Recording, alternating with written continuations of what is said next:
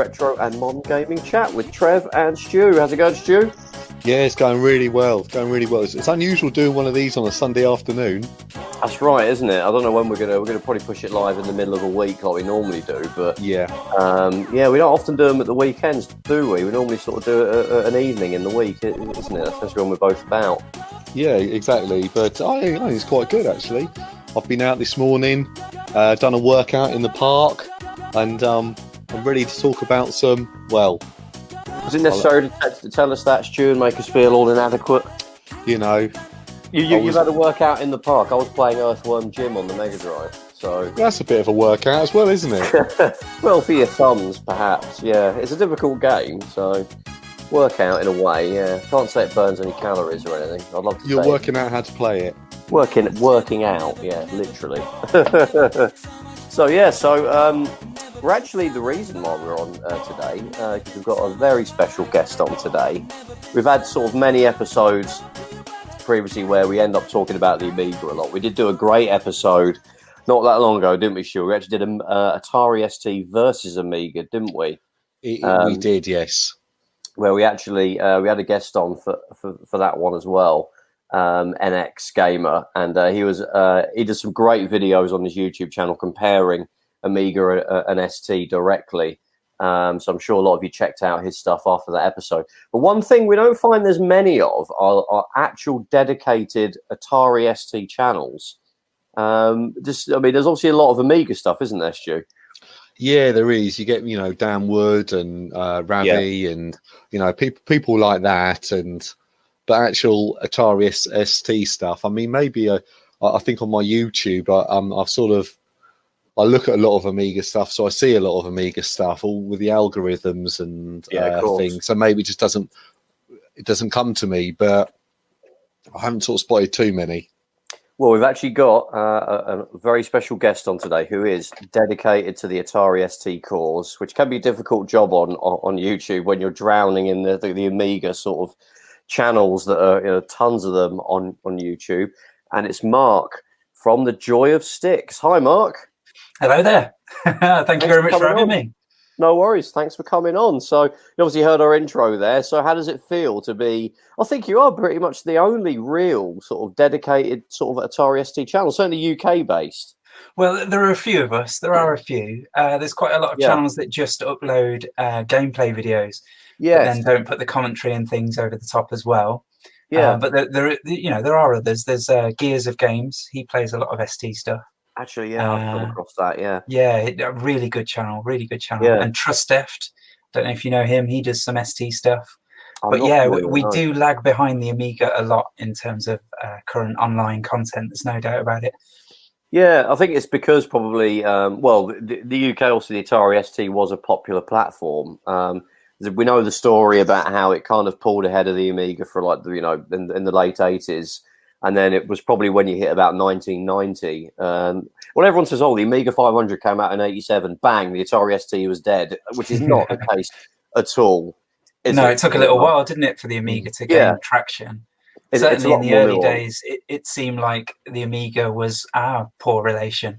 And the Amiga got a lot of direct ports from the ST. I remember in Amiga magazines and stuff at the time that people often lamented the fact that it's another poor ST port that doesn't use the Amiga's hardware. And stuff like that. It was a running gag, wasn't it, for a little while? We've got these, but then you think about there's guys like the Bitmap brothers who basically made their games for the ST first, which is why you got that kind of metallic kind of look to their games, wasn't it? Because the limited palette of the ST compared to the Amiga meant they had to be a bit more creative. Yeah. I mean, the Bitmap brothers, they were absolute masters at using that limited palette. Like you say, I mean, the graphics on their games are just incredible. Yeah. And you look at their games and you think, how is that only 16 colours?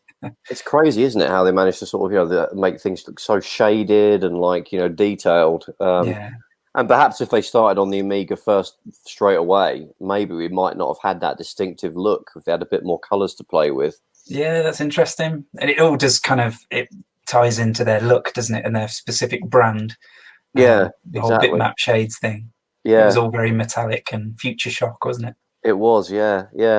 So as we were sort of saying, there was not a lot of obviously the ones that you've mentioned, but certainly there's not a huge, plethora of Atari ST stuff out there. I think obviously the ST wasn't really popular, neither was the Amiga in the US.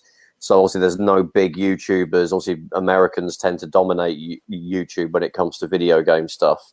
So there's no way there was no chance of them really having any big channels on it either. Although you might have seen this, and me and Stu talked about this before we actually went live. I think Billy from the Game Chasers is a bit of an Atari ST fan. Yeah, I seem to remember an episode where he was looking out for one. Yeah, I don't watch that channel very often, but that obviously pinged on my radar. Yeah. And, I mean, funny enough, back when I was starting, really early on, a couple of people got in touch and said, just focusing on the ST. Are you sure that's what you want to do? Because really, you won't get many viewers, you won't get many subscribers, just focusing on the ST. But I don't know if it kind of worked out the opposite, really. I mean, my channel's not massive by any means, but I kind of got a little small hardcore that, comments on all the videos and constantly come back for more. And I think it's because of what you're saying, basically, that there's just not a lot of ST content out there. So when somebody does put something out, it is really appreciated by fans of the ST. So exactly, it's just about finding a niche, really, and that's what the great thing about YouTube is. I don't think the Atari ST channel is ever going to be, as big as Did You Know Gaming or something, but then actually it's probably not what you want. You probably want to have a sort of a community feel, everyone on there sort of commenting, chatting, and say, oh, play this next, play that next, or have you heard of this hidden gem? And that's kind of what you want to get out of it, and that's the way I sort of see it. Absolutely. I mean, that kind of sense of community around what you're doing on YouTube and stuff is kind of what keeps you coming back for more. It's just those little off comments that say, oh, great video, or oh, you really helped me relive this game and bring back nostalgic memories and stuff like that. It really keeps you going and makes you want to make more videos, no doubt about it. Yeah, I think what I like about your channel, I mean, obviously you mentioned there was a lot of Atari ST stuff that's just basically gameplay footage, but there's very little where it's someone like talking about the ST platform itself, and when you're playing the games, obviously you have a great little setup where you've got the gameplay and you're there talking about it, and you've got the videos of where you're showing us some of your pickups for your Atari ST collection. I mean, that in itself is great because there's not a lot of people that collect Atari ST games. Yeah. I kind of have a little collection going, very, very small one, but I kind of periodically add stuff to it. I tend to find that if there's sort of a game that I'm interested in, and perhaps I'm probably more familiar with the Amiga version, I tend to want to buy the physical copy of I want to get the Atari ST version. Right. I find this obviously they're a bit more.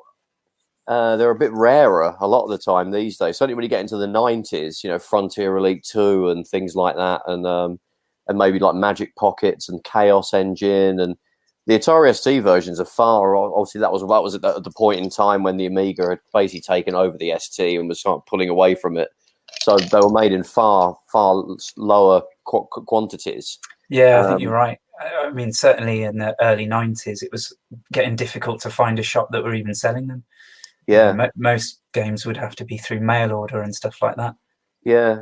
I mean, you've obviously been collecting Atari ST games. I think you try and sort of go for, if it's sort of the big box stuff, you try and get sort of the complete, big box, item. I mean, how's that going now? How many games have you got in that collection? Oh, do you know? I have no idea. The problem is that I've got 2 kids, and kids take up a lot of room. They've got a room each now in my house, where one of my rooms used to be my games room and my collection was in there. And so I'm relegated to under the stairs at the moment. And most of my video game collection is now in the loft. Oh, right. Oh, it was a very of Atari ST games. You could just stick them all in one of their bedrooms. Do you reckon? I wouldn't trust them with them. I wouldn't. I think I'd have nightmares. Wake up in cold sweats. But it was a very conscious decision early on, because I started collecting old games, what you would call retro gaming, really early on, before it really became a thing that people did. So I'd be going to car boots and picking up like massive boxes full of Spectrum stuff for a £5 and things like this. Just, you know, ridiculous amounts of games for no money whatsoever. And I was just accruing all of this stuff, and it was loads and loads and loads. It was taking up tons of room in my house. And I came to a very conscious decision, because I was thinking, I'm not really playing any of this. I've got this massive collection. I'm not really playing any of it. So I came to a decision then that if I was going to collect, I'd only collect things that really mattered to me and were significant to me. So that's when I started calling it the core collection. And you might see a few you see that mentioned on a few of my videos. But it's basically just games that I either really enjoyed when I was younger, or games that were really famous for being really good, or games that I really wanted that I couldn't get my hands on. You know, it's those kind of things that actually mean something to me. So a lot of my collection went, and I sold it, and I just concentrated on getting those games that really meant something to me. So I've still got my Acorn Electron and those games, and I've still got my Amstrad CPC and those games, and the Game Boy. It's kind of, you know, my collection now is a bit like a history of my gaming as I was growing up. It's all your interests and specific tastes in the games. Because, I mean, otherwise you could just go mental, couldn't you? And it could just dominate your entire life and all of your money. You just got to feel like you're buying a game and just throwing it on the pile. You know, it's not real. The games were made for playing, weren't they? And this is the old argument, like when you get a sealed game and it feels sacrilegious to peel it open. I hate people who collect sealed games. What is the point? Absolutely. It was made to be played and to get joy out of it and to enjoy. So that's what you should do with it. All I could think of with that, I think, is it's almost like when you're going into, like, you know, a shop that would have been around when we were kids, like BT's, or like, you know, Electronics Boutique, when you'd see on the shelf there'd be the sealed games. It was the buzz you would get as a kid saying, oh, I could drop, like, or figuring out from your pocket money, which of these games can I get, and holding it in your hand when you bought it, and on the bus or the train home, it's there. And even then, as a kid, you didn't, God, I wish I could keep it like this, but I want to play it. So you obviously ripped it open and played it. Now, I guess we're adults and we have disposable income, hopefully. You know, we can kind of now capture that moment of it sealed in the shop and looking immaculate, and it being excited about the artwork on the box and the screenshots on the back, and maybe the magazine review that we read. And we could just keep that even now. Then, it's not to keep it as a pristine thing, is it? Like it's a museum piece. It's for the experience of opening it as if it was brand new. I watch a lot of Techmoan. No, not Techmoan. LGR. Sorry, I do love Techmoan, but I meant LGR. And he often buys a lot of new old stock, doesn't he? And it is great just to watch him opening that stuff. And it is like a little time capsule, isn't it? You're going back to 1980, whatever, and he's opening it. But I don't understand the whole buying it for the sake of owning it. And I suppose that flies in the face of why are you collecting then? But I genuinely buy things that I'm going to enjoy.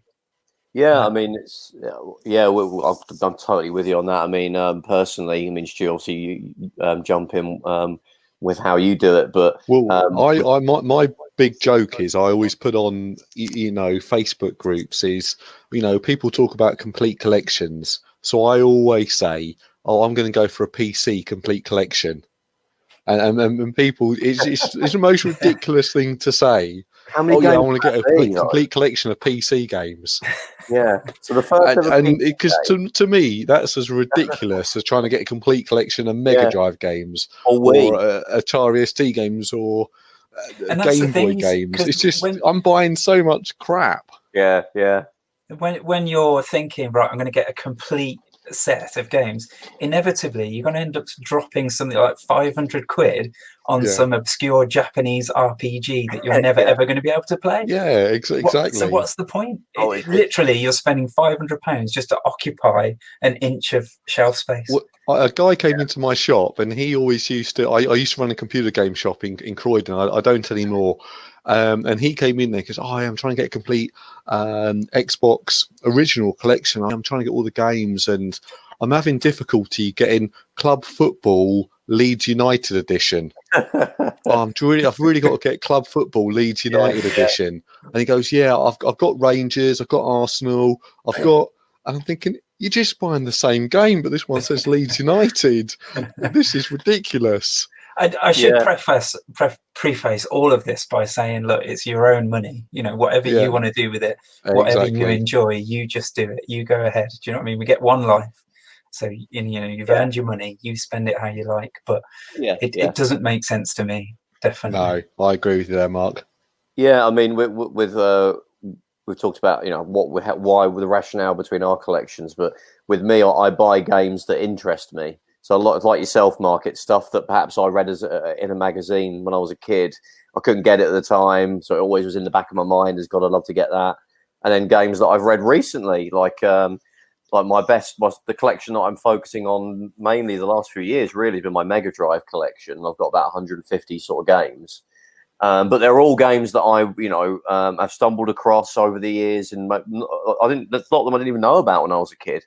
But I thought, wow, that'd be a cool game to check out, and I'll probably hunt it down and get it. Like recently, I heard about a game called Herzog Zwei, which is like a sort of I found out was like a kind of a cool like turn-based strategy game, like Advance Wars. And I was like, wow, I didn't know there was anything like that on the Mega Drive. So I actually played it, and I've got an EverDrive, so I don't necessarily have to go and grab an actual cartridge, and played it on the EverDrive. And I thought, this is cool. And I thought, yeah, you know what, that'd be cool. I'll grab that and put it in the collection. So yeah, I'm not out to get all 550 PAL games, whatever it is. But it's probably about a couple of hundred that would interest me that I'll end up buying. And then I'll probably end up thinking, yeah, I'm kind of done. And then I might, over the years, there'll be the odd one that will pop up. I'll probably move on to another console where I have the similar kind of thing where, these are games that interest me. But yeah, I'm not interested in getting sealed games or, we've joked about this before, me and Stu, but the Wii U, I'm in like a Wii U collectors group because I do collect Wii U games. I'm not after the complete set, but the people are absolutely mental in that. There's like a weird, obscure Spanish chat show or like Pop Idol kind of game or X Factor type game that came out in like Spain for the Wii U. People go berserk over it. It's like 200, 300 quid. And it's like, you're never going to play this. It's just going to go on, throw it on a pile. And that era of Nintendo has got to be the worst to target if you're a completionist. I'm thinking Wii U, DS, because there's so much shovelware, so much rubbish, just horrid games that nobody cares about. Even the people who programmed and released them don't care about them, and yet there you are trying to hunt it down. It's probably half of the library is probably just that, right? Just shovelware, The other half is, the sort of not even, probably about a quarter are genuinely good games that you would want to play, if that. So, I mean, Stu, you kind of, I don't know if you've ever talked about your collection sort of type thing. Is there a console you particularly do? I quite like the Sega Saturn, but I'm sort of terrible for, at the moment, if you someone says to me, what game you collect? Well, nothing really. But then I'll watch a YouTube video and someone will like, let's say GameSack, and they'll do, top 10 games left in Japan or something. And I'll watch one of those. Oh, actually, that's the game I want. And so I'll go looking for that one, and that's the sort of way I sort of phase my sort of collecting. Really, is just because someone sort of got me excited about it on YouTube or Instagram or something, and actually I remember that. I want to go and play, like actually last week you had me to I shouldn't talk about this, but a Commodore Amiga group on Facebook, and that sort of motivated me. Actually, I should actually get myself an Amiga. Believe it or not, Marc, I've not actually got one. I've got all other systems, but actually an Amiga is just that takes up a lot of space, and you call yourself an Amiga advocate. I know. I had it all when I was younger, though. I diminished the weight of your arguments somewhat. Yeah. I used to have loads of stuff for it: hard drives, CD-ROMs, monitors, the works. But not anymore. A 1200, you're looking at a good one in good nick. The 1200 is the one you want to get, really. It's that mix of, it's a slightly more powerful one than the others, so you can play everything. And not as powerful as a Falcon, though. Oh God! Oh, I'll get no, Marc. there's something that I would like to add to the collection. Yeah. I mean, ever since it was announced, it's been something that I've looked at and thought, oh, I would love one of those. Love one of those. Are you actually in the market for one then? If one popped up? Well, the ridiculous prices that they go for. How much do they go for? I'm not even in the market 500-600 or? Oh, at least. Yeah. And the thing is, they're so scarce. So that might be what they're worth, but they're so scarce that when they come up, there's at least 20 people that want one, and if it's on eBay, you just got no chance because somebody who's got a lot more expendable income than me will swoop in with like £1,000 bid, and off it goes. It's just not realistic at the moment. I mean, I think it does work with the nearly all of the ST library, doesn't it? If you just pop in a disc from 1988. Yeah, there are some compatibility issues, but then a little while back, about I don't know how long ago actually, 5 or 10 years, in that kind of period, there was a flurry of people like Debug and a bloke called Klapausius, I think is how you pronounce it. They went through the library of incompatible games and were converting them. And there's another guy, Pera or something like that. Again, I'm probably butchering the pronunciations, but they went through and they've because they're only little kind of. I'm not an expert on the technical side of it, as you can probably tell, but it's obviously calling the operating system during the game. And if it's calling something that isn't there anymore in the Falcon, then it causes issue. But it's only a case of like slight alterations. So there's quite a big library of games now from the ST that now work on the Falcon, thanks to those guys and their hard work. It's similar to like, again, sorry, we're going to keep talking about the Amiga. We promised we wouldn't. Here we go. The 1200 had a lot of games that wouldn't work on it. It was about 10% of the Amiga library, but with WHDload, which is the great sort of bit of work that a bunch of sort of a lot of people from the demo scene and the sort of cracking scene have managed to get a lot of the nearly all of the Amiga library. It might actually be all of it now. Working from a hard drive from disk images that you can run on an Amiga, and they've obviously fixed all of those incompatibility issues now, so they'll just run on a 1200, which is amazing work. I think it's the same sort of thing, but the trouble is, I think you'll know. I hope you probably know about more on this than we would, but the one thing that's does make it a bit more difficult with an Atari ST is there like a WHDload type thing on the ST? Yeah, well, that's another thing. It's a lot of the games directly access the disk drive. So they'll make a really explicit call that you're looking for this on disk A. So if you try and save the game onto a hard disk, which is usually labeled as C or whatever, it will still try to access the floppy drive. And if it doesn't see it there, then it just crashes. There is a real compatibility problem with games and hard disks. But again, it's the same group of people have actually converted a lot of games to work on a hard disk. So, there's a decent library out there. But on the ST, there isn't like a WHDload where you can just get, the whole library of ST games working from hard disk. It's just not possible without going through and altering each game like that. Yeah, I mean, on one of my the Atari ST that I kind of dig out and use, fairly often when I want to play an ST game, that just has a GoTech in it. Right. Yeah, and I've got like a sort of a 4 gigabyte sort of tiny sort of USB drive that I just pop in there, and I think I've got the entire library of. It was very difficult to find just the disc images of the games because a lot of them are like on menu discs, which I had no concept of because we didn't have that on the Amiga. Are you familiar with the menu discs? Are you able to explain what those are? Well, I was a horrible pirate when I was a kid. We all pretty much all of my games were copies, and I used to distribute them wildly at school. Facts would have come down on my head like a ton of bricks if they'd known what I was doing. But it's funny you mentioned the GoTech, but I've got the what's it called? SXC floppy emulator. Oh, the HXC. That's it. Yeah, sorry, HXC. It's a very similar thing. In fact, I think the firmware works on both, doesn't it? Yes. So the way that I got all of my ST games on that, because I've got the SD card edition, so I've saved them all to SD card.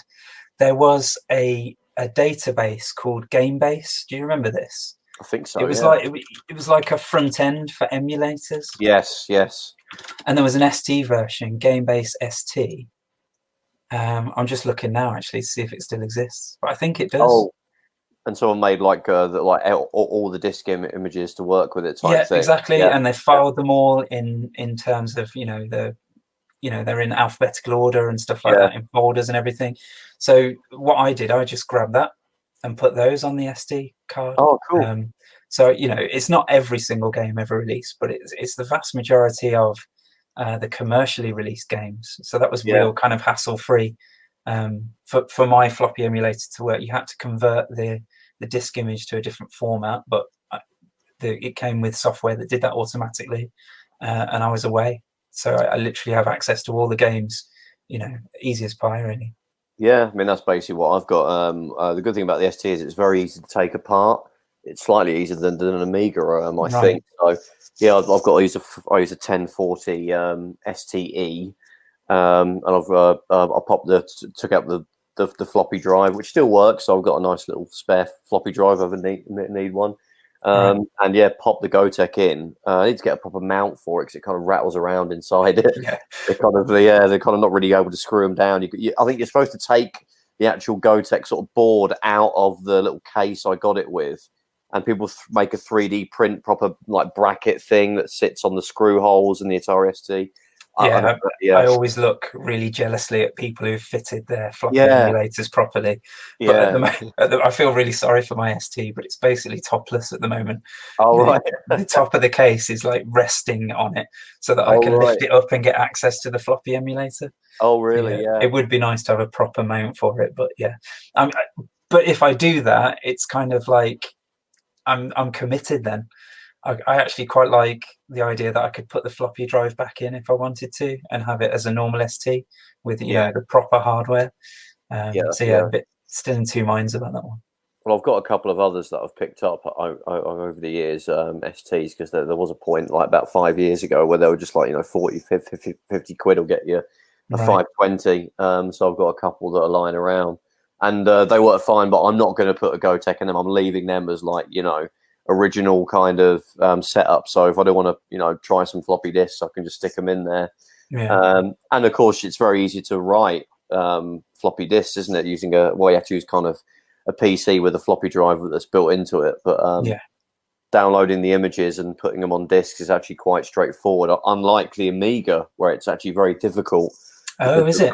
Because they use they use like an 880k formatted disc, of course, and the PC can only read up to like 720, can't it? That's right. So you have to get some very a particular kind of like floppy drive and a particular kind of cable to do it. But with the Amiga you've got WHDload, so that you don't necessarily need to worry about sort of writing discs these days. A great bit of kit that you can get for the ST to transfer files from PC to ST is it's called the UltraSatan. Yes, I've heard about that. Yeah, that's a hard disk emulator. Have you got one? Yes, I have. And once that's plugged in, it just acts exactly like a hard drive. And lots of people on the ST scene have been very clever at coming up with partitioning that can be read both by a PC and an ST. So I've got an SD card in the UltraSatan right now that I can just whip out and then put it into my SD card reader on my PC, put any files on that straight onto the ST. It takes seconds. So that's just been a revolution for using the ST these days. And because it used to be such a pain trying to write proper discs. I mean, it sounds easier than the Amiga, but even so, 50-50 whether the disc itself would work or the right pain. Whereas the UltraSatan it's so smooth. Excellent piece of kit. So I've been curious about it. The UltraSatan, it's not massively cheap. It's about 70 or 80 quid, isn't it? Which is not extortionate, but it's not a casual sort of thing you would buy. But no, well, I got mine from Lotharek. And I bought stuff from him.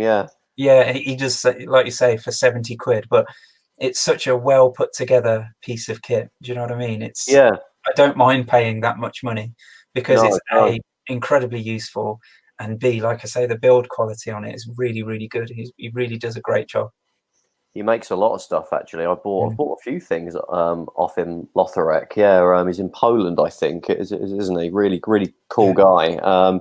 He makes like a really good accelerator for the Amiga 600 called the Furia. I've got one of them, and it sort of boosts the Amiga 600 to sort of past to 1200. It kind of you get a really nice fast Amiga. It's nowhere near like one of those Vampire upgrades where you turn it into like, you know, where you absolutely go blast through everything, but they're like 400 quid.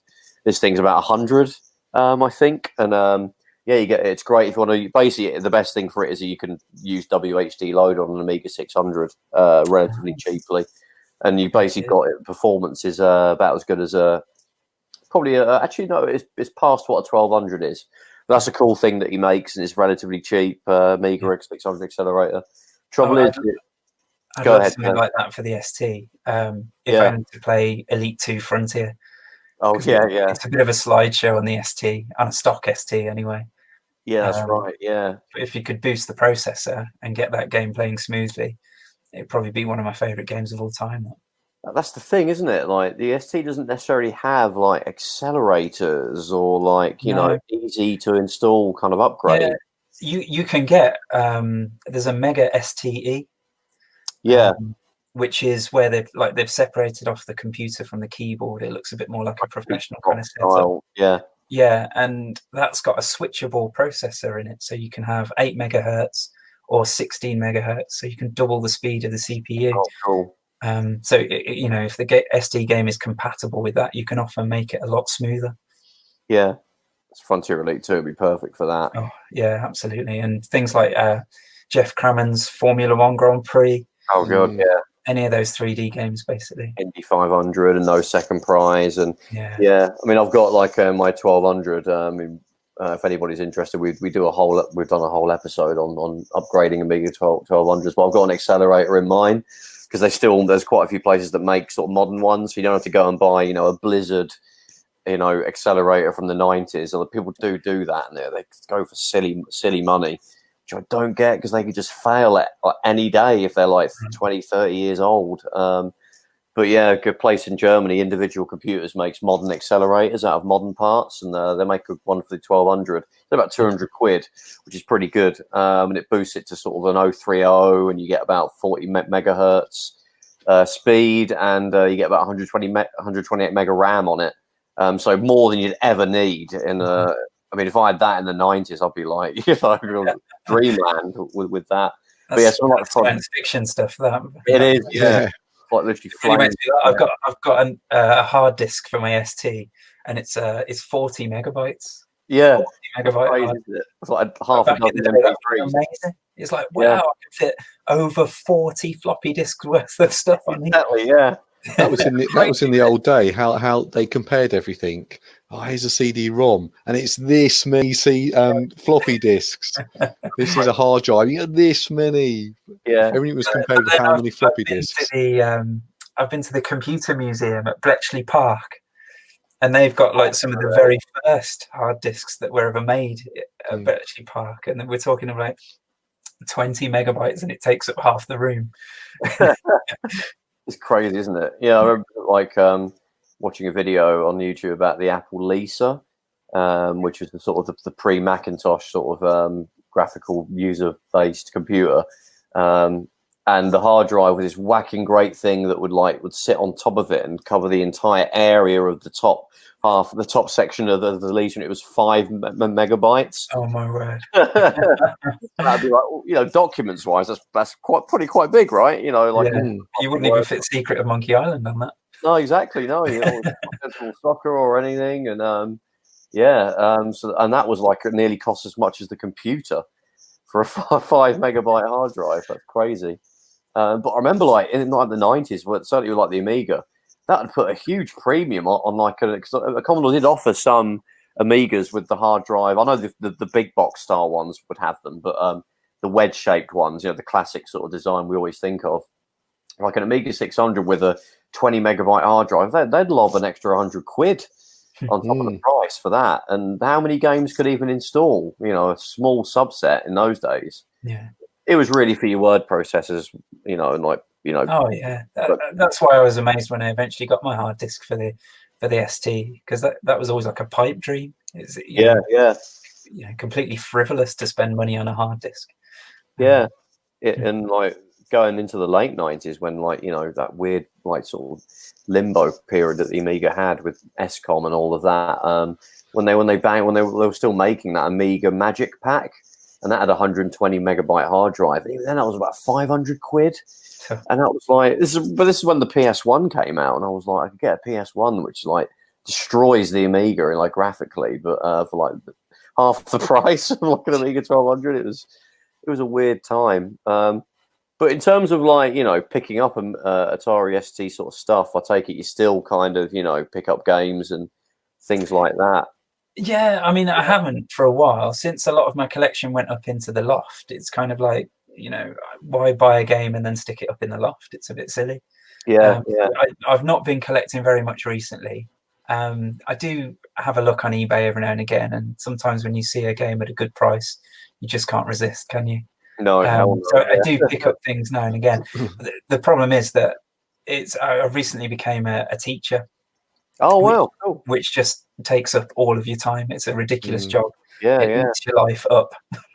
by the mouthful. So this is just not enough time for me to play ST, to make videos and stuff like that. So I don't spend as much money on it now, just because I don't have enough. It's ironic that I've got more money now to be able to spend on this stuff, but I've got less time to actually enjoy it. Yeah. I mean, is it eBay where you sort of tend to find most of the Atari stuff? Do you use Facebook at all, or mostly eBay, and then a few like people would get in touch with me because they've seen the videos and things like that and asked me if I was interested in anything. But yeah, mostly eBay. It's really rare to come across anything on the ST in the wild. I watched jealously, like, who is it does the thrifting? LGR again, isn't it? Yeah, thrifting, He seems to go off thrifting in America and finds these amazing things. Whereas if I go thrifting at our charity shops, there's like smelly, mouldy old tea towels and a copy of FIFA 16, and that's about it. Yeah, exactly. Yeah. But yeah, so great video where he was at that crazy old computer shop where there was a recent one. Ginormous cache of old computer stuff, sealed stuff, and my God, I would love to go there. Yeah, I'd love to have a look around there. I had my own kind of ST version of that. Wow! It's about 15 or so years ago now. Wow! There's a local auction place called Arrow Auctions, right? And my friend happened to see that there was lots of old computers coming up in an auction. So he thought, do you want to go down and just see what it is? We were expecting like dusty old 386 PCs and stuff like that. Yeah. But when we got there was loads of like Amigas, Commodore 64s, there were VIC-20s, there were loads and loads of stuff like that. And obviously we were interested in the ST stuff. So we were bidding on that and buying it up. And at the end, the guy who runs the auction place came up to us and said, this is just like a selected lot from a business that went out of business recently. And he's got a warehouse full of the stuff. I could put you in touch if you like. Oh my God. So we went down to this warehouse, and it wasn't like the LGR video, because that was just a ridiculous amount of stuff. But there was this, it was basically like a basement, and he had loads of stuff in there. So we picked out loads of ST stuff and paid for it and brought that home.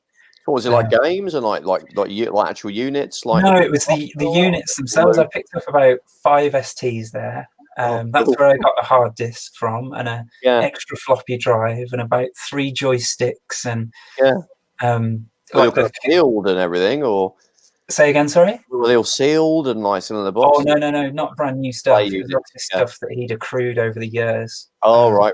I think he was like selling them second hand in his shop. Yeah, and then obviously gone out of business and had all this stock that they were then auctioning off. So it was all cheap, I guess. Was a bit of luck.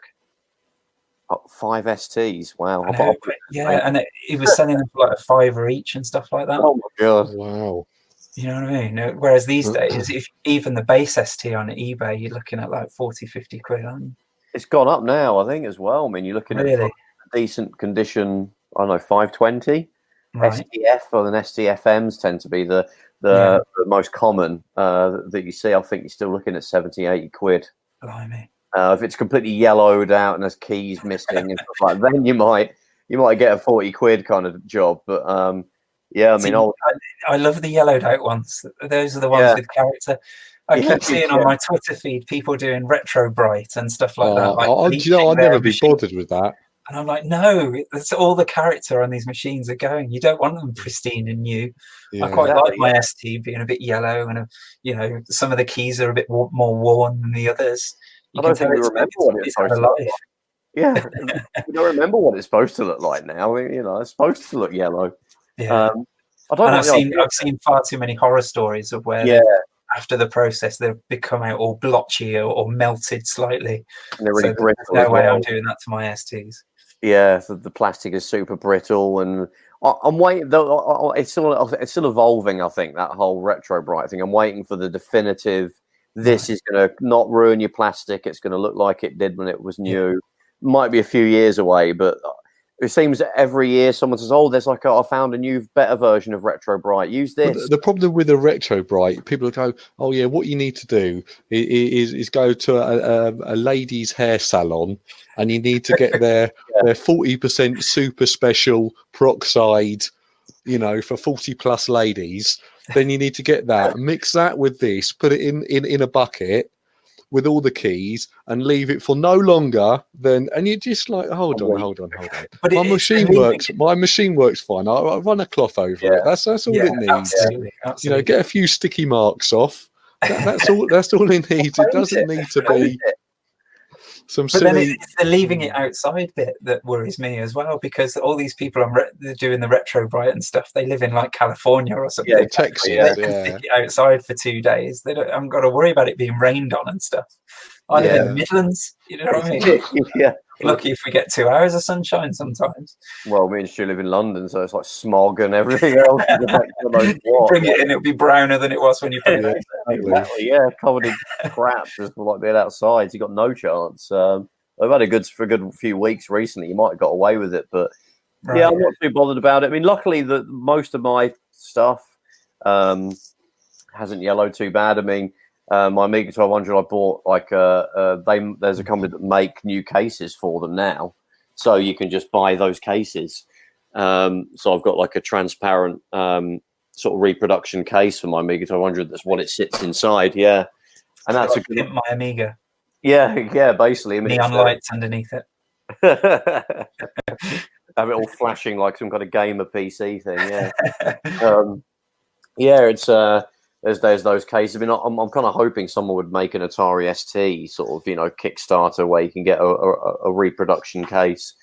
Because the good thing about the Amiga ones is the specs are actually a bit better because the screw holes are all made of brass, right? So you don't get the threads breaking if you're constantly opening it, and the cooling is better, but they look identical. They're just higher quality, and they won't go yellow. Yeah, brilliant. So that's the great thing about you having this bigger fan base for the Amiga right now. That's right. More of this stuff. The ST is definitely getting left behind in those regards, but I have to say I'm in awe of people who are still working with the ST and producing hardware and things like this. Have you heard of the Mister? This new FPGA. Am I saying that right? Yeah, that's right. Yeah. Version of the ST that's supposed to be like cycle accurate and stuff like this. I was very tempted to pick one of those up.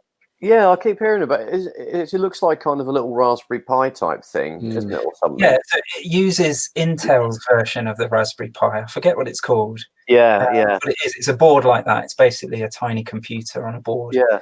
But then you buy another board, and I think Lotharite makes these other boards called a Mister, and then you stick that on top.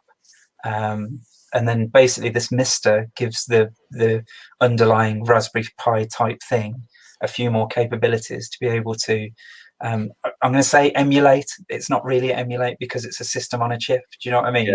Yeah. It gives it the capability of using software from those machines. And they look fantastic. I mean, you buy this one machine and then you've got cycle accurate versions of, Mega Drive, Super Nintendo, Commodore 64, Amiga, ST, you name it. with the added advantage of like HDMI and all that stuff, that obviously it's very difficult to get out of the originals. Yeah, you kind of just flip out what the FPGA, the sort of seat, the sort of whatever sort of board, like a Mega Drive like setup or a SNES setup or an Atari ST, you sort of switch out what the FPGA is sort of mimicking, and then you can like run like the games. And yeah, like you say, they're completely cycle accurate, so it is identical to a real machine. Yeah, and it's phenomenal because, I mean, it's a living nightmare thinking what's going to fail in my STs next. I'm not sure exactly how many STs I've got, but I think I've got 2 working floppy drives left out of about 10 or 11 STs. Yeah, they're always going to fail. Yeah, I mean, I think some of them might be rescuable. I'm not really used to delving in and fixing the insides of things like that, but they might be fixable. But that's the thing. There's going to come a time where this original hardware isn't around anymore. So, you know, these people have found a really accurate way of, again, I'm going to say emulating, and I know it's not, but, you know, a really accurate way of still giving us access to these machines for, you know, decades to come. So it's incredible stuff. Yeah, that's kind of a worry, isn't it? With all the chips will fail and the boards will just die. And again, with the Amiga, there's the advantage of there's a large amount of people. So there's people that make recreation Amiga 500 motherboards. I mean, you got to put the chips on it yourself. But with the ST, that is kind of more critical, isn't it? That we have these different options because there isn't, you know, millions of people that could work on this stuff to keep it alive.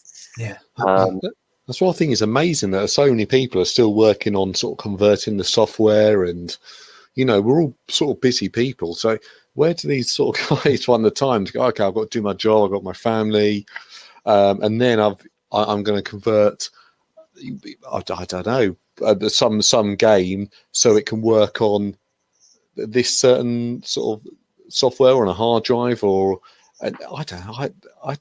It's just unbelievable that they've sort of got the time to do that, and also the sort of the dedication, because there can't be any, I can't imagine any sort of financial reward for doing it. It's just more for, because the amount of ability and the knowledge you need to be able to do that kind of thing, that's a lot of time investment. And you think if you'd have focused that on something that you could actually earn money out of, you know, you could earn a lot of money, but they don't. They focus all that time and attention and effort on things for, you know, dorks like us to enjoy. I'm hugely grateful to people like that. It's just it's amazing. Yeah, absolutely. Yeah. And there's also still new games coming out for the ST, and people trying to improve old ones. I've seen that people are trying to sort of, you know, trying to upgrade the ST version of Outrun.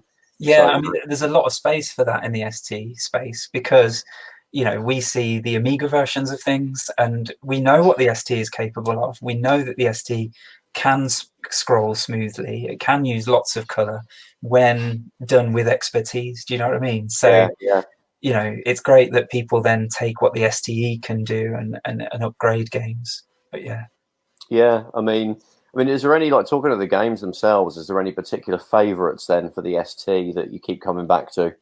Oh gosh, yeah. My absolute favorite, you know, you say you keep coming back to it. I nearly fire it up for a go every single time I turn on my ST, and that's International Karate Plus. Oh wow, yeah. I just think, you know, I've been playing it for like 3 decades. I don't think I'll ever get bored of it. It's just such an incredible fighting game. You know, it's close to perfection, I think, as a game can get. I do absolutely adore that game. Yeah, I mean, those sort of go on, sorry, when you tweeted me before and you said, you know, you might ask me about my favorite games, I put together a little list. Oh, great! It's a bit like choosing your favorite children, isn't it? It's a bit difficult. But it's really the next question. Who's your favorite child? don't. There's a really obvious answer in my head. You know what I mean? Could cause ructions. So if I run down the list, the first ones I've got IK Plus, Bubble Bobble. Oh, brilliant! Absolutely adore that game. Only in 2-player though. I never play it on my own, but whenever I get together with an old friend of mine who used to have an ST back in the day, we always play Bubble Bobble. Probably one of the best. Really good multiplayer game. What else have I got? Championship Manager 93. Oh, classic. Modern games tend to count how many hours you've spent playing those games. Like, especially MMOs, you can do /played. Yeah, exactly. It tells you how you're wasting your life. Luckily, that game doesn't do that, because I don't know how many hundreds hundreds and hundreds of hours I must have spent on that game. Really fun. I'm a Manager fan.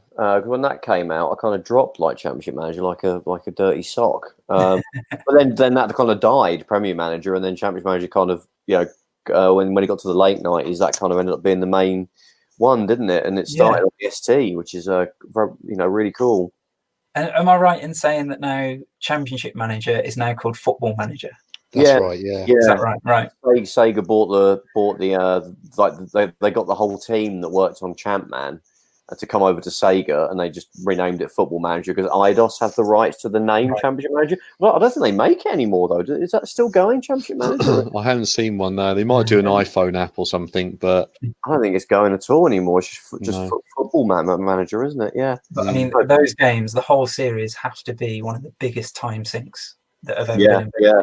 It's just a really satisfying feeling knowing that your little set of tactics and all that worked, and you're like winning games. And so I played Championship Manager games a little bit after that as well. So when we first got our first PC at home, I had Championship Manager 2 on that. Oh, that was brilliant! I had a couple of iterations after that, but it's always the 93 that I come back to because I think I like the simplicity of it.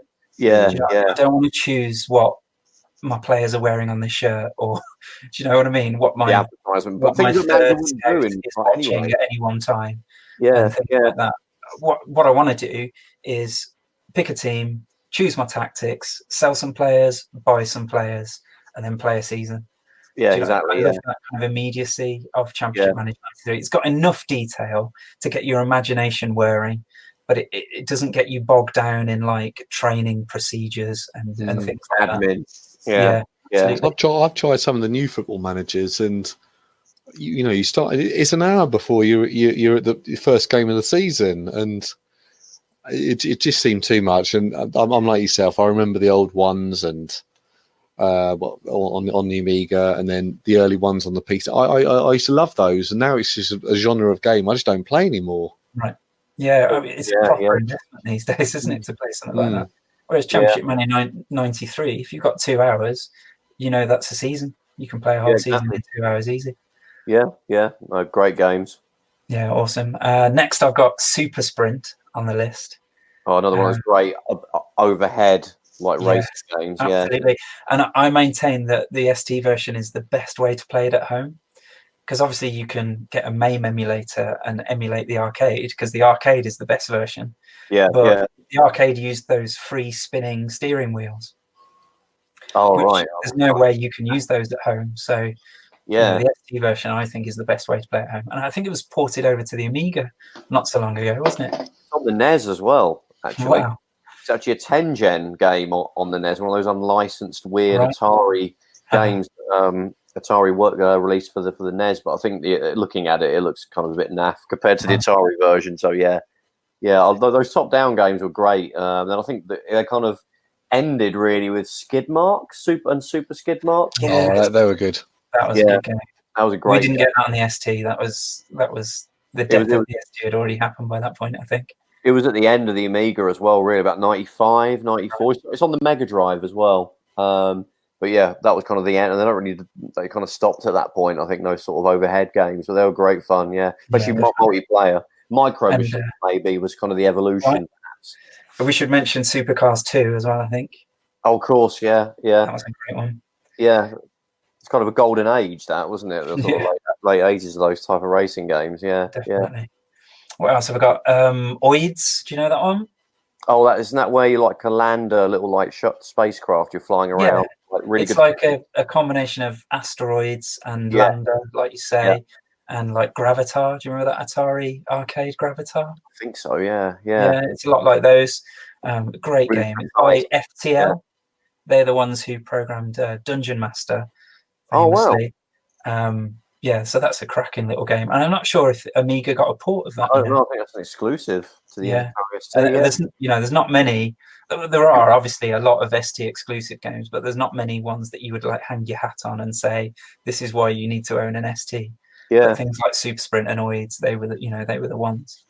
Like really good physics in it, and you have to be really precise with moving your vehicle around. And, that's right. Yeah, floaty. Yeah, and it had a level editor as well, which kind of increased the fun no end. can make ridiculous levels for your friends to get destroyed on. Troll them basically through the game. Also, I've got Elite 2 Frontier on the list. Oh yeah, I mentioned that earlier, but what a game!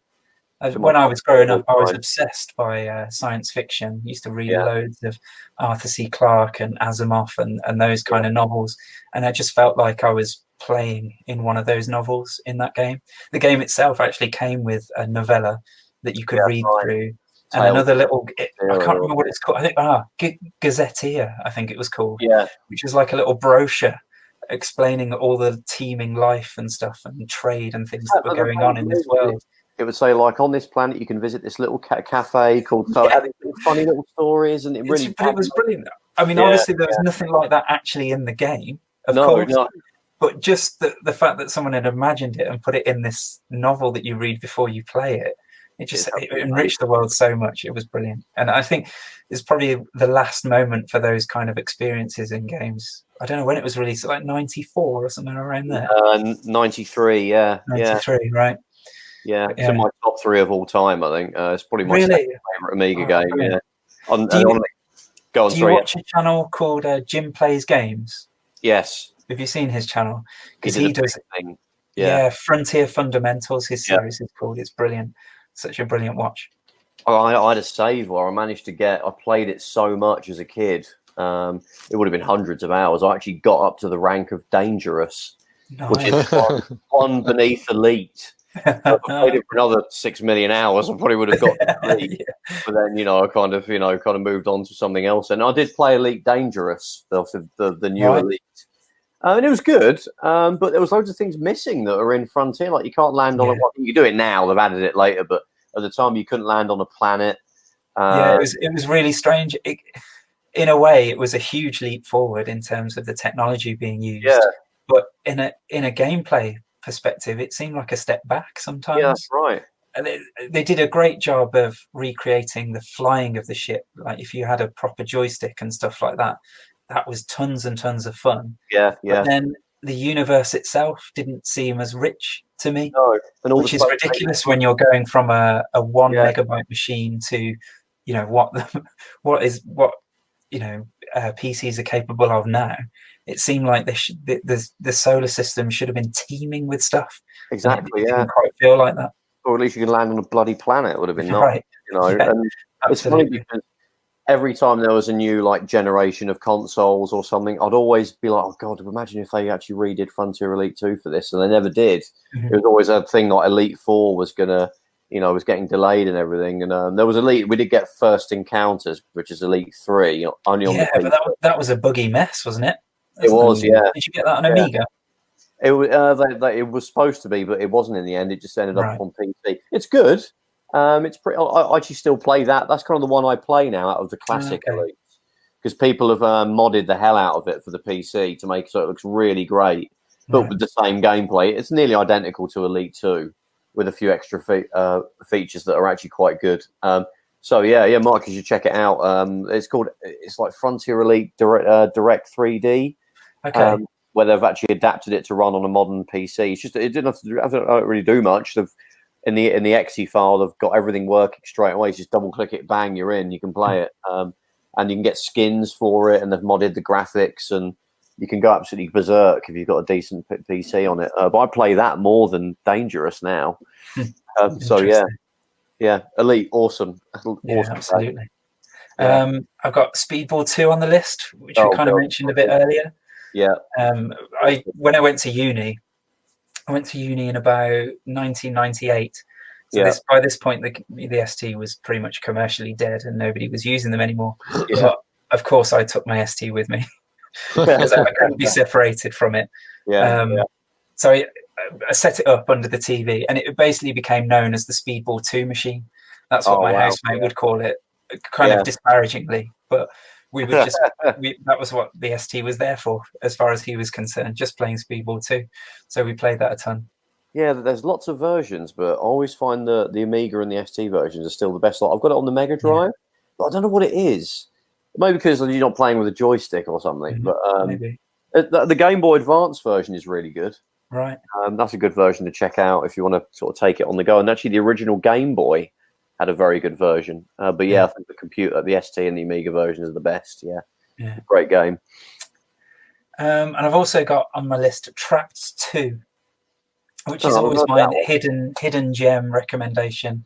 Yeah. A lot of people won't have heard of it because it was a PD game. Oh, okay. It was basically light cycles, from Tron. Oh, yeah. The top-down light cycles game. Oh, wow. But there were loads of pickups and lots of different level designs and things like that. And you could play 4-player. So again, during those uni years, we could all gather around the keyboard, 2 people on joystick, 2 people on keys, and play 4-player on that. And it was just, one of those multiplayer moments. Absolute golden. You'd be trying to get, I guess that's trying to get the other cycles to crash into your sort of trail sort of thing. That's right. Yeah, that's right. Yeah. That's cool. And that's as far as I got, really. Oh, okay. Obviously, there are tons more games that I loved, but that was my list, my top. How many was there? About 10, I think. Yeah, they're all awesome games. I mean, there's a few that I keep going back to that aren't necessarily when I fire up an ST. Often I'll find it be the Amiga version that I play as well. I mean, I really like Golden Axe on the Atari. Yes. Actually, one of the arcade ports, I think. I mean, we got a lot of rubbish beat 'em up games. Some of our conversions on the ST were really, really terrible. But Golden Axe is one that they did right. I think it's really good. Rather than trying to recreate the look of it entirely, so it looked good in screenshots, what they actually tried to do was recreate the gameplay. They had it the right way around. So whereas when you see a screenshot of the ST version, it's got this kind of letterboxing. That's right. There's not much play field. So you could look at that and think, that's a bit naff. But actually, by doing that, they kept the scrolling smooth enough to make it playable, and they could keep the big sprites and keep the gameplay. I think it's a really good version. Yeah, obviously, it's one of those where you grow up with it and you think it's the bee's knees, and then you visit your mate who's got a Mega Drive and he puts his Mega Drive version on, and it's like, oh, okay, one of those moments. But yeah, it's still a good version. It's good, yeah. I mean, like you say, it's got a smaller sort of graphic sort of area where the gameplay is, but it doesn't really affect it. And the scrolling's really smooth, even though with one button, the controls work fine. Though you've got to hit the keyboard for activating your magic. It's not a big deal though. Even like jumping and attacking works fairly well. Yep. Your kind of swinging of your weapon is faster than on the Mega Drive, so it's a little bit not as easy to get sort of caught between 2 bad guys, like beating you up and kind of cheating. So it's a little bit easier. I find that all of that applies to the Amiga version. Also, the Amiga version it's got the larger, the full kind of height of the gameplay view is available to you. But yeah, really, really good game. Even like the music's good and everything. Another sort of one of the earliest games that I really coveted because when my uncle was going on holiday, we went to the airport to see them off, to give them a lift to the airport. And they had it was Birmingham Airport, and they had a Golden Axe machine in there. Oh, cool! As a young lad, I didn't get a lot of opportunities to play on arcade games. The arcade machines around here were the arcades around here were very kind of seedy. So I was always encouraged not to go anywhere near them. Yeah. Whereas, right there in an airport, I had Golden Axe, and his flight was delayed. So he was more than happy to keep pumping in money, paying for credits for us to play the game, just to have something to do. So I fell in love with the game then. And as soon as I knew there was an ST version, that's what I wanted. So I think I had to wait about 3 months or so for my birthday. But got that on my birthday. And I remember having to be torn away from it to go to school. Yeah, it's a good, really good game on the ST. And there's another couple of like sort of scrolling beat 'em up games that are actually quite good on the ST. Like I like Dynamite Ducks. Right. Which is another sort of scroller. It's a bit ridiculous, but it's a bit weird. Yeah, it didn't really come out much on consoles. It would come out on the Master System, which is probably a better version. But the Amiga and the ST version is really good. Scrolls nicely. Controls. I think these type of games, the scrolling beat 'em ups, really, they're almost like the death knell for the ST. because they require big sprites and they require smooth, full color scrolling backgrounds. And it was really obvious that the ST just wasn't designed to handle that kind of thing. Like I said earlier, it's possible you can code those things on an ST, but maybe early on in the ST's life, or they didn't quite have the knowledge, or later on they didn't have the impetus to put the manpower and the resources in because they knew they wouldn't get a return. But I think because I did a series of scrolling beat 'em ups on my channel, and it was just dud after dud after dud. Lots of terrible games. Terrible is probably a harsh word. I mean, you got games like Final Fight where they've had a really good effort to try and put it on the ST. It's got really big sprites, it's got the full color backgrounds and stuff like that, but it just feels a bit janky. It doesn't feel right. And the problem is that I'm coming back to those games after having played like the Super Nintendo versions and things like that, and the arcade versions on MAME. So when you go back to the ST versions, they don't compare favorably at all. But having said that, it's like if you grew up with it, you got used to it and you grew to love it. Because what's the game? Double Dragon. Yes. The ST version of that, I mean, objectively, it's pants. It's really, really terrible. I think the Amiga version is probably the same, isn't it? Amiga versions, crap as well. The NES I love it. I love it.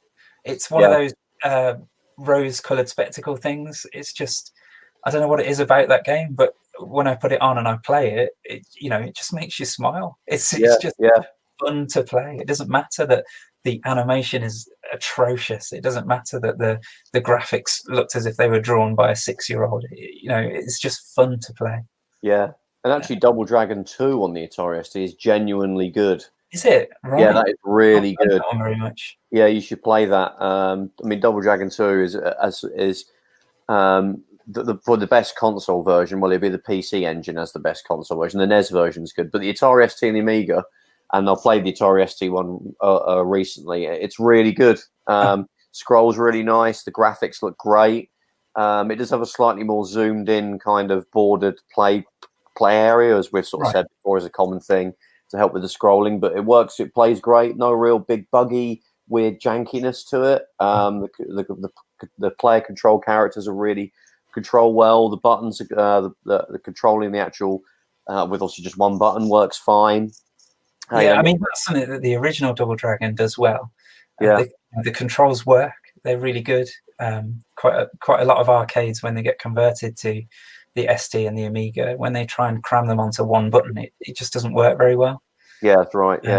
But going back to what I was saying before about large sprites and lots of full color scrolling, the ST is not really built for that. I'm just having a look at my my list of favorite games, and it's no surprise that those kind of games don't appear on my favorite games. I've got like IK Plus, which is a static screen, Bubble Bobble, static screen, Championship Manager, no real graphics to speak of. Super Sprint, static screen. Boyd's has got really simple graphics. And then we're talking about like Elite 2, that's a 3D thing. These are the games that I think excelled on the ST. Whereas the Amiga had the advantage with all the hardware for scrolling and the hardware for sprites and things, that they could keep up with the consoles and the arcades for a little bit longer. Yeah, that's right. Yeah, it's amazing that all that stuff is in 1985 as well, when your consoles were Mega Drive was 4 years later. That was the first thing that could do anything near what the Amiga could do. Actually, that reminds me of another game as well. Like Alien Storm is actually not bad. A lot of reviews say it's crap, but I actually thought it was quite good on the Atari ST. Looks very close to the Mega Drive. Scrolls really nice. It's a little bit, collision detection's a bit off. Like sometimes you've got to stand in a very exact position next to the bad guys, or these little funny little aliens to sort of actually like hit them. But that's a good game as well. It's very similar to the arcade version was originally made by the same people that made Golden Axe. So if you like Golden Axe, Alien Storm is a game that you should check out. Another scrolling sort of. These games are notable because they're US gold games that are actually half decent. Teartex, those awful guys at Teartex that will just bang out. I mean, I played Strider on the Atari ST, and that's it's borderline playable, but very choppy and. That's a case of back in the day when it's all you've got, you're delighted with it. I was really happy playing Strider on the ST. Yeah. And then, as I say, you go to your best mates, he's got a Mega Drive, and put Strider on, and then you realise what the game is supposed to be. yeah. It's just about playable, but very, like, again, collision detection's off. The sprites are a bit weird and tiny and very slow, but better than probably like the Commodore 64 and the Spectrum, but that's kind of almost as by default, as opposed to it being genuinely, like, good. Yeah, and a few others that are on the Amiga as well, but the Atari ST version is still good. Sensible Soccer. I think it's 30 frames a second on the Atari ST instead of 60 on the Amiga. But is it 60 frames per second on the Amiga? Oh, well, I guess it'd be 50 if it's PAL, but 50 versus maybe 25 or 20. I did not know Atari ST. Yeah, but still good on the Atari ST. Plays identically, really. Yeah. Well, I'd always lament the fact that Sensible World of Soccer didn't come out on the ST. Yeah, that's right. I mean, it was advertised in magazines and even like the mail order companies. Yeah, put it in their listings. So I had one on order, but obviously it never arrived. I wonder if they got anywhere with it, like Sensible Soccer. I wonder if there's any kind of, they got a beta going or anything. Code, that would be quite a find, wouldn't it? That'd be amazing. I mean, they did improve the engine. It's my favourite Amiga game ever, Sensible World of Soccer. It's just perfect. The manager mode in that is the reason to play it, really, because it's just like everything you love about a manager game, but you can play, you obviously play the football bits as well. It was like a dream come true. That's why I was so desperate to come out on the ST, because it was the best football game that you play. Yeah, exactly. Championship manager put in as well. And you could make up for the inadequacy that you had on the manager side if you were just really good at the football bit. You could basically win all the time, which is kind of cool. But having said that, it was so much harder than the Sensible Soccers that came before it. It was, yeah. Like, the very first Sensible Soccer was laughably easy. Yeah. It was just too easy to exploit the goalkeepers. That's right. When they've released Sensible Soccer version 1.1 and 1.2, they improved the keepers no end. Yeah. So that made it a better game. But then when I played Sensible World of Soccer, it's like all my old skills were irrelevant. Exactly, yeah. It took me about a year to get to a point where I could be consistent, at it. But it was enjoyable. They probably could have done that on the ST, I think. Maybe if they took the engine of the older Sensible Soccers and just put in the extra clubs and the modes, they probably could have done it. So that was a shame. And there's a cannon fodder as well. That's good on the ST. Yeah, not too bad. Again, it's the scrolling that lets it down a bit. It's got smooth vertical scrolling. That's right. Horizontal scrolling is flip screen. It's flip screen. Yeah. So, I mean, it's not terrible. It doesn't ruin the game. No. I mean, if you go from the Amiga version to the ST version, you're like, "What's this? This is horrible." Yeah. But if it's fine, it plays well. But in saying that, compared to your Mega Drive version of it and the SNES versions, it's got the actual song at the beginning, which means it kind of beats those by default, I think, because that's really awesome. Then you got also the Bitmap Brothers games, which are great on the ST. Obviously we mentioned Speedball 2 already, but Xenon 2, even though it's absolutely rock hard. Well, I have controversial opinions about Xenon 2. Yeah, I'm always slightly reticent to voice them because I think it's a rubbish game. Hasn't aged well at all. It's really difficult. It's difficult to not go to last 30 seconds when you start playing it or dying. But it's cheap with the difficulty. It's not like it's a hard game that you need to practice to do well at. Yeah. There are plenty of shooters that are ridiculously difficult. But if you put hours in, you get good at them and they're rewarding. I think Xenon 2 is cheaply difficult in that you get random waves of enemies coming up from behind. The hitboxes of the enemies are tiny, whereas yours is huge. Yeah. You're forced down narrow passages where you've got a lot of junk coming at you. It's a very different feel to your Japanese shooters, which is what people tend to think about. Yeah, definitely. Shooter. It's very, very different. It's a lot slower pace. It kind of has to be, really, because if it was any faster, God, you would have it looks, don't get me wrong, it looks amazing and sounds amazing on Amiga and ST. I'd rather play the first one, the original Xenon. Yeah, that's kind of a bit less cheap. I think it's probably the quickest description, isn't it? Yeah. R-Type, actually talking of, is good on the ST as well. Yeah, it's decent. There was a bit of an effort to update it for the STE. Yeah, that's right. Bring some more of the arcade graphics in and better sound and make it smoother. and things like that. But unfortunately, the guy who was coding it passed away. Oh right, yeah. Yeah, so I don't really know, where that project is, or that's probably it, really. Yeah, which is a real shame. Fixed the scrolling, expanded the screen size, and it looks like it did look really good, really good. Yeah, used all the STE sort of extra stuff. And I think beyond that, you've got like the Lotus games, which are like show that you can do a really good racing game, and it destroys Outrun completely. You kind of wish they would just port Outrun to the Lotus engine, and you get a pretty good Outrun. But somebody is working on Outrun. I remember reading that. Like they're trying to improve. Petty, again, I don't know how to pronounce that name. Crazy usernames. But that guy. I mean, so far he's implemented the STE's blitter, so the update speed is a bit smoother. Yeah. And he's put the proper car sprite in, so the car looks a lot better. Oh, cool. It was very flat, wasn't it, and wide, like the car. It was a bit weird, yeah. And also the big problem I have with ST Outrun is how much of the screen the track takes up. It's like a tiny amount. You can't see any distance into the distance, as it were. It just ruins the game, really. That and the frame rate. The arcade does that a little bit as well. Like the road is very low on the screen. There's segments where you kind of see more into the horizon. I'm like, why can't the whole game be a bit like that?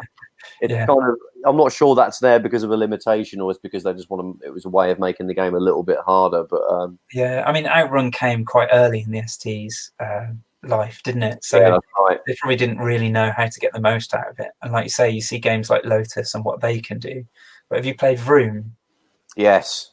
Because that, as far as that style of racing game goes, that's the benchmark for me. That was the 3D game, wasn't it? Well, it's kind of a bit of both. It uses the raster technique for the road, and there are some 3D objects, but then there are lots of sprites overlaid on that as well. So it's kind of using three techniques to create this sense of speed, and it's so smooth and so fast. I always think that racing games live and die by that sense of speed that they give you. And Vroom it feels really, really quick when you're playing it. So racing games, obviously, you want to avoid Outrun, but then Hang On is good. Yes, on the Atari ST and the Amiga. Very, very good port. Rainbow Islands, that's very good on the Atari ST. Yeah, an excellent port again. We got a lot of good Taito games. Yes, Bubble Bobble, they're often really good. So Bubble Bobble, Rainbow Islands. What's the one where you were a Kiwi? Oh, New Zealand Story. That's really good. We got a port of Volfeed. Have you ever played that one? No, I haven't. No. Volfeed is the sequel to Kicks. You know, the game where you play a little thing and you've got to cover the screen with your lines. It's on like the Game Boy as well, and like Links, I think. Yeah. Volfeed is like an updated version with much better graphics and lots of like upgrades and things like that, and it's really, really good. We got a great version of that. That's cool. I'll have to check that out. And things like I had a couple there off the top of my head, but they've completely just gone now. Jimmy White's World in Snooker, really great snooker game. Yes. So the ST might be a shade better than the Amiga, certainly when compared to a stock Amiga, because the ST is better at 3D. Yeah. A lot of people say that, and is it because the processor is slightly quicker in an ST? Yeah, it's like 14%. Like marginally, yeah. Yeah, not crazy, but it does add a couple of extra frames per second on top of whatever the Amiga did. And some of those 3D games are like from flight sims. Like I liked Knights of the Sky. Right. What was the LucasArts one? Their Finest Hour. Right. Great game. Falcon as well. The only flight sim I ever got into was Fighter Bomber on the ST. I never played that one. No. Is it is it the same sort of first person like? Yeah, it is. Yeah, like a typical flight sim, but it was quite good at skipping out all the nonsense. If you wanted to, you could like zoom to the next waypoint with a press of a button and stuff like that. Oh, cool. Yeah. Unfortunately, my favourite flight sim is actually an Amiga one, which is F-18 Interceptor. That was an awesome game made by EA, weirdly enough. Back when EA were nice and made paint programs and flight sims and not, fleecing 10-year-olds out of money in FIFA. Actually, Deluxe Paint on the ST is very good. Right. They made one version of it. I think there's already been about 3 or 4 Amiga versions, but in like 91 or something, they made an ST version, which is probably the best paint program on the Amiga, on the Atari ST. I was always a Degar Elite man myself. I don't know if you know that program. Yeah, I mean, I always want to call it Degas Elite because that's what we used to call it before I even knew who Degar was. Yeah. But yeah, Degar Elite. This is the thing that the ST was for me, and I think it's an important distinction between the Amiga and the ST. Although a lot of people did use the Amiga for other things, I think the perception of it was as a way to play games. You know, it was a games machine. Whereas the ST for me was always, you could play games on it, but there's all these other things you could do on it too. So I was using things like a program called Quartet to make my own music on the ST. Yeah. I used Degar Elite to do my own art and stuff like that, and like nice ST to dig into games and change things. And I had DevPack, which was an assembler software, so I could program my own stuff, and I kind of enjoyed delving into that side of things as well. Whereas I think if I'd have had an Amiga, I might not have been exposed to those things as much. Well, I think you've got those great monochrome, high-resolution sort of options on the Atari ST, haven't you? Which really lend themselves to, sort of publishing software and art packages. And what was the big one on the Atari? Calamus. Right. Quite a lot of magazines were made on in well into the 90s. And Neochrome was another great paint package. Oh, yeah, I remember that one. With the Atari ST. From the early days, I think actually before I even got my ST, because it was bought for me one Christmas, I went out and bought an ST Format magazine. Oh, right, yeah. It's probably the December issue, and I was reading that for the month leading up to when I was actually getting my ST. But from the very beginning, I got this impression that it was a computer that you could do lots and lots of different things with. Yeah. And I really enjoyed that other side of it too. Yeah, I mean, I always think if I had an Atari ST when I had instead of an Amiga, in that span of time that I had the Amiga when I was a kid, I think I would have been perfectly happy with it. I don't think I would have missed out on, massively on a lot of stuff. That's the thing, which I think is the biggest compliment I can kind of give it. Really, it's only when you really dive super deep into the game side that you can really start to see the Amiga is, arguably the better machine, but or not arguably if you're Stuart. Well, I mean, I think we were saying before we went live that I've always been on the wrong end of the stick when it came to the playground arguments. I mean, I started my computing life with an Acorn Electron when all my friends had Commodore 64s and Amstrads and Spectrums. I was the whipping boy then. But then when we upgraded, I got an Amstrad CPC. And again, so the Commodore 64 boys and the Spectrum boys would be whipping me in that one. And then I got an ST, so the Amiga guys used to beat up on me for that. And it's been like that throughout my gaming career. Did you sort of think that everyone at school's got an Amiga? Well, I don't want that one. Was that what was your sort of theory for? I've always been kind of proud of being different in lots of ways, not just in what video games I play, but I've not been the kind of person that looks around and thinks, well, everyone's doing this, so I'm going to do the same. I've always done what's right for me, and the ST was right for me because my uncle had one, my best friend had one, and also my dad's friend had one, and he had the most ridiculous library of cracked games. So pretty much any game you wanted, I'd just say to Dad, "Has Chris got this?" And then, he'd go to work and come back and say, yeah, Chris has got it. Give him a floppy disk and he'll copy it for you. I had access to whatever games I wanted. So it was a no-brainer, really. Really good. Yeah, I kind of agree with that. I mean, when the Saturn and the PlayStation came out, I mean, I was staunchly on the Saturn side just because I was like a big Sega sort of fanboy. Right. So I was, and to me, like it seemed like a no-brainer because you got games like Virtua Fighter and Sega Rally and Virtua Cop and all these awesome Sega arcade games that everybody played in the arcade. and it baffled me that people were still just buying PlayStations. It wasn't until like about a year later that I started playing PlayStation. I was like, yeah, this is actually quite good. So, sorry guys, I'm kind of with you a little bit more now. But I didn't really get the playground arguments back then anyway, because I was having tons of fun. Yeah, They'd all take the mickey that I had an ST, but I'd be like, well, I don't really care what you say, because I'm going to go home and I'm going to play Championship Manager 93. Have you got Championship Manager 93? And they'd be like, no. I was like, there you go. So it didn't bother me then, but it bothers me less, even less now. And it makes me laugh when I see people still arguing. I mean, how ridiculous is it? It's like, my system that's 3 decades obsolete is better than your system that's 3 decades obsolete. It's just a ridiculous argument, isn't it? Yeah, exactly. Whenever anyone asks me about the Amiga, I just say, yeah, it was better. Objectively, it was a better games machine. But you can like both.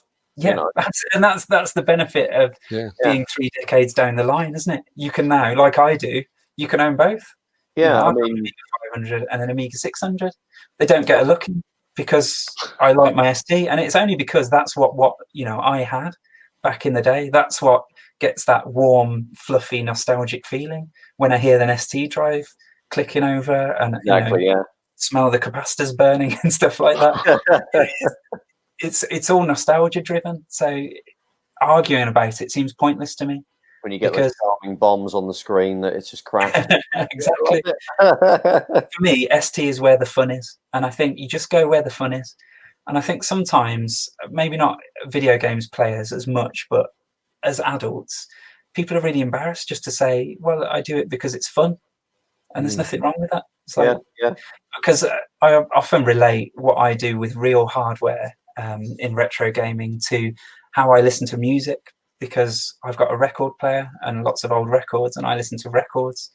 And there's an argument that goes on online about why people do that, and that like people are really, really staunch in it and saying that it sounds better on record and stuff like this. And no, it doesn't. It sounds worse. But you know what?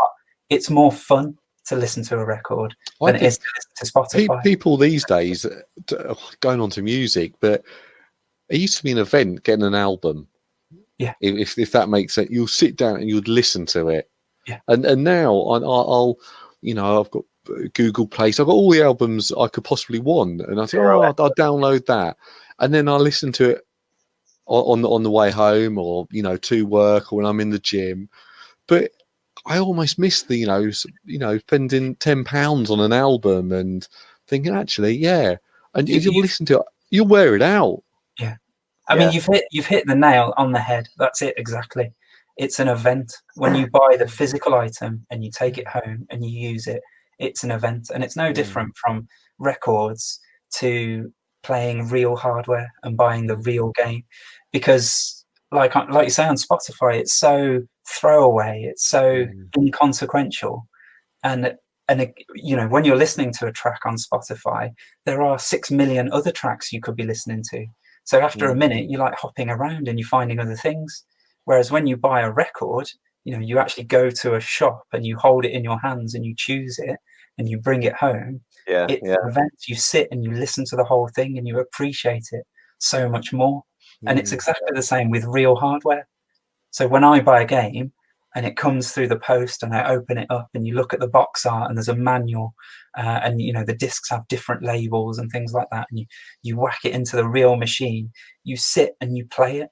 Do you know what I mean? Even if it's a dud game, you will sit and you'll play it for 45 minutes or an hour just to get really to grips with the game, even if it's rubbish.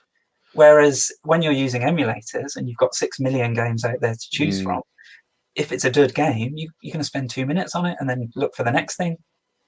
It's the same thing. Sorry, I just realised I've gone on for a rant there for the last 5 minutes. We're totally with you on that. I mean, like, I compare like Amiga versus ST to Commodore 64 to Spectrum. I would sort of put the Atari on the Spectrum side and the Amiga on the C64 side. Basically, and what I have a really good Amiga setup. I've got a really good Atari ST setup, and I flip between them quite often. The Amiga probably gets a bit more play, but the ST gets a hell of a lot as well. But for me, when I see an Atari ST version of a game that maybe I'm familiar with on the Amiga, I look at it as I'm really impressed by how they've managed to get this game looking this good and running this well when it is a good port, of which there are many, or a good version on the Amiga like Golden Axe. And that I get a kick out of that, and it makes me want to play it. Whereas, the Amiga, they didn't have any limitations. They could just do whatever they wanted, basically, when they were starting from scratch on the Amiga. But the Atari ST, they had to cheat it to get it to work good, which is, to me, it makes it worth playing in itself because it's just... how did they do that? Yeah, and so it motivates me to play those Atari ST versions because I want to see how they achieved it, and I kind of get an enjoyment out of it from that. I don't look and think, oh, this is crap, I'm going to go back to my Amiga. I'm like, cool, look how they managed to put this level in, look how cool these sprites are. And yeah, they just... Like when you see like a really cool ZX Spectrum port of an arcade game that it has no right to run, like Chase HQ, that in itself makes you kind of want to play it, doesn't it? It's like, how did they do this? I've got to check this out. Absolutely. So that's the appeal. They were like magicians, weren't they, back in the day? To get some of these games running on those machines.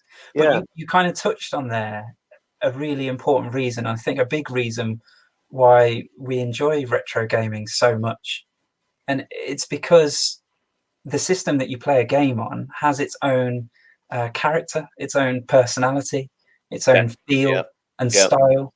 And I think I don't want to get into like the granddad of back in my day, but these days you buy a PlayStation or you buy an Xbox One. Does it really matter which one you've chosen? Aside from a few exclusives, it doesn't really matter. The controllers feel almost identical. They're almost identical in the way that the games play. There's very, very little difference.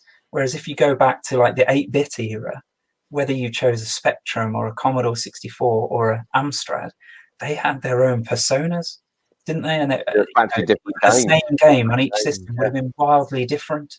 And that's something we don't get now, which is why I think I get frustrated at people who are so determined to bifurcate the fan base and be like, you're either Amiga or you're an ST fan. It's like, well, let's appreciate both and not necessarily compare them, but just enjoy the fact that they are different, because everything's so homogenized these days that actually back then it made a big difference depending on what machine you had. And it was an event going to someone else's house. And my friend had a Commodore 64, so I used to love going to his house and playing on that because it was so different to my Amstrad. And we just don't have that these days. Yeah, I mean, it's like, I think if you're a fanboy, all you're doing is you're limiting yourself to a subset of experiences when there's so many more out there that you're not going to experience that are different and you will probably enjoy, just because you like being so staunch with, your little niche thing that you're into. Yeah. Don't get me wrong, I am the biggest ST fanboy. Yeah. No doubt about that. I mean, ever since I've had one, it's been set up and in use in my house. Do you know what I mean? Yeah. So since, I don't know what year it was, it must have been like 91 or something, I've been using an ST. You can't get any more fanboy than that. But I'm quick to put my hands up and say that, all these other systems are fantastic in their own right. And now we can enjoy these actually to some extent more than we could when we were kids, because we've got things like Gotex and WHDload. We can play the thousands of games that we would never be able to buy or even pirate, really. Can you imagine going back in time and telling your 11-year-old self that in the future you're going to have access to every single commercial ST game that was ever released? I'd been like, what? Split between them in a matter of this seconds. Crazy future. And they can live inside your ST with a little USB stick. You don't need to go and you can take an emulator out with you. Exactly. In your pocket, you can always have an ST with you. Yeah, exactly. God, that'd be absolutely mind blowing. Yeah. I mean, the only thing you think, there were ST laptops. In the 90s, there was the ST Book and the Stacy. I don't think we ever really got them over here. They were hugely expensive. Very cool, though. Very cool. Well, we were talking about the Atari Falcon earlier, and that the ST Book is something else I'd love to get my hands on. Yeah. A laptop ST, and they looked so cool. They did.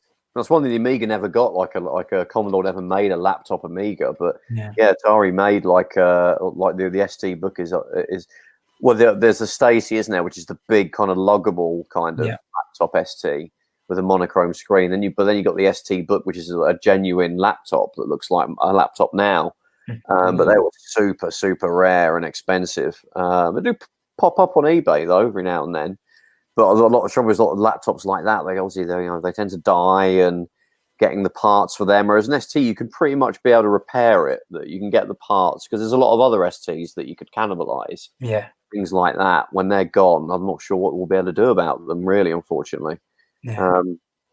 My ST puts up with a lot of nonsense, and I'm prepared to use it all the time. Yeah. I think if I got hold of a Falcon or an ST book, I'd probably treat it a little bit differently. I wouldn't want to turn it on. Blow it up. In cotton wool. Yeah, exactly. Yeah, put it in a Perspex case permanently. Right, guys. Well, wow, we've zoomed past an hour and a half there, which has been awesome. Marc, we really appreciate your jumping on the show with us today. It's been great to get some Atari. Yeah, it's been really good. No, I'm really happy to be here. Thanks for inviting me on, and I'm sorry if I've just waffled nonsense. No, that's what we want. I never ever kind of frame myself as any kind of expert. I'm just a fan. I just like playing games on this thing and sharing it. So thanks for having me. I'm gonna have to get my ST out the rest of Sunday now and play some games. Yeah, see, that's what it's all about. Honestly, my very favourite thing is after I've uploaded a video, somebody makes a comment and says, "Oh, I remember this game. How do I play it?" And I tell them how to get the Steam emulator on the go so they can give it a go. That is the most fulfilling thing about what I do, is when somebody says, now I'm trawling at eBay for an ST because I've got to play this again, or something like that. It's amazing. Or you'll catch a video on YouTube of this random ST game. This could be for any console though, and you're like, God, I want to play that. And you quickly jump off the video and get your console out or your emulator out and play it. That's just one of the most fun things, isn't it? About retro gaming. Yeah. Stu, you going to buy an ST then? I'm just logging into Steam. I like the idea of the emulator. Yeah, the emulator is called Steam, isn't it? Which is a bit confusing. People think, it's Steam. Oh, so it's not on Steam as an emulator. Oh, no, sorry. No, it's called the Steam Engine. If you search Steam, STEEM, Atari ST, you'll find it. Yeah, a lot easier to set up than WinUAE. Yes, it is. It's very user friendly. Actually, it's a good emulator. Yeah. And on the Mac, you've got a Mac version, I think, called Atari. Yep, that's another good one. Yeah, so if you're sort of stuck on a Mac, then you've got Atari, which works really well as well. But those, they're very simple to set up, and you can chuck whatever game you've got in there, you'll be able to play. So there we go. Stu's playing a bit of ST. I've converted him. Yes. Cool, right, Stu, so where can you find us on the interwebs? Okay, so you can find us on YouTube under just search Console Shock. You can find us on just basically the internet, or our website, consoleshock.net. You can find us on Twitter, Console Shock again, and iTunes and Stitcher. If you again search Console Shock, you'll find us on there. Oh, Facebook as well. We've got a page on there. Cool. And Marc, where can we find your channel? What sort of internet stuff have you got going that we can check out? Well, if you search The Joy of Sticks pretty much anywhere, you'll find me. I'm on, what have I got? Facebook, Twitter, Instagram. If you put it into Google, you might find my blog. But the bulk of stuff you'll find on my YouTube channel, The Joy of Sticks. Brilliant. So check Marc out on YouTube and all of his socials. Really amazing ST gaming channel. The amount of times that I've watched his stuff and then dug out my ST so I can play this stuff has been ridiculous. He's really brought, some life to the ST that I have, and reason I probably have a Gotek in the bloody thing now. So you made me spend all this money. How dare you? I'll have to send you a check in the post. Yeah, that'd be great. Yeah. Brilliant. Right, well, thanks everybody for listening, and we'll see you in the next one. Take care. See ya. Bye-bye.